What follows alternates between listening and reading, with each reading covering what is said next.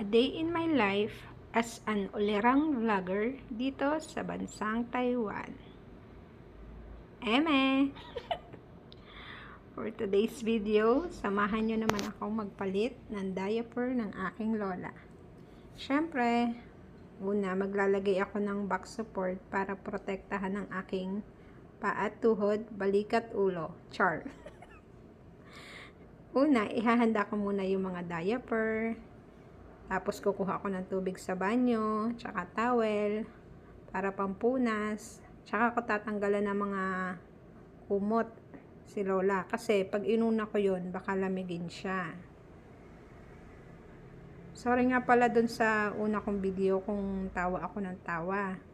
Kasi naman, pati ako natatawa sa mga kalokohan na mga pinagsasabi ko. Tsaka ayaw mo nun, nahawa ka sa mga tawa ko, aminin mo, tawang-tawa ka din. Sa mga nagtatanong nga pala kung saan ako nag-apply papunta dito, at saka kung hiring pa, puntahan nyo na lang po yung agency, kasi hindi ko sure. Lalagay ko dun sa dulo ng video yung pangalan ng agency, tsaka address, tsaka yung mga requirements. Siyempre, doon ko ilalagay sa dulo para tapusin mo. O, diba? Ilang minuto na lang to. Baka naman i-skip mo pa. Naka-fast forward na yan. Char.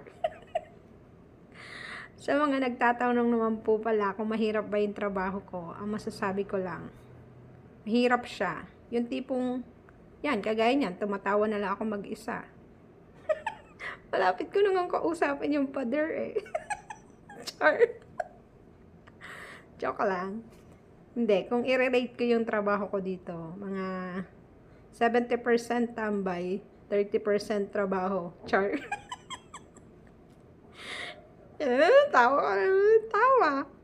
Siyempre, 'di ba? Sa una mahirap, pero pag nasanay ka, baliwala na lang, sisiw na lang.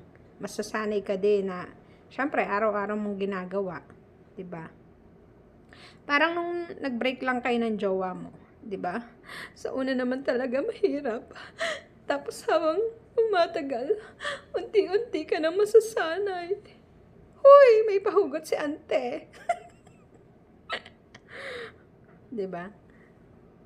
Madali lang naman, kaya lang kumbaga, kagaya niyan, ang alaga ko bedridden. So kailangan gentle, wow, gentle. Kailangan maingat yung paghawak mo sa kanya kasi pag matatanda na, masyado nang manipis yung balat nila. Kaya mabilis silang magkapasa. Tapos yung buto, marupok na, 'di ba? Pag tumatanda na, marupok na yung mga buto nila. Kaya dahan-dahan lang sa paghawak. Tapos yan, kagaya niyan, inaayos ko yung bed niya, tsaka yung damit niya. Kailangan pantay na pantay, makinis na makinis kasi syempre, pag may nakaano dyan, nakaumbok, magkakaroon siya ng mga bakat-bakat sa balat niya, mga pula-pula. Kaya kailangan maayos yung paghawak mo sa kanya. Para kang nag-aalaga ng sanggol, ganyan.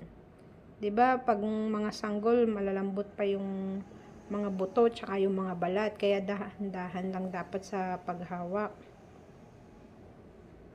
Kailangan maingat kasi mabilis din silang magkapasa. Mabilis ano yung balat kasi sobrang nipis, as in sobrang nipis ng balat. O, 'di ba? Yan. Kada daldal ko tapos na. Bye, matutulog na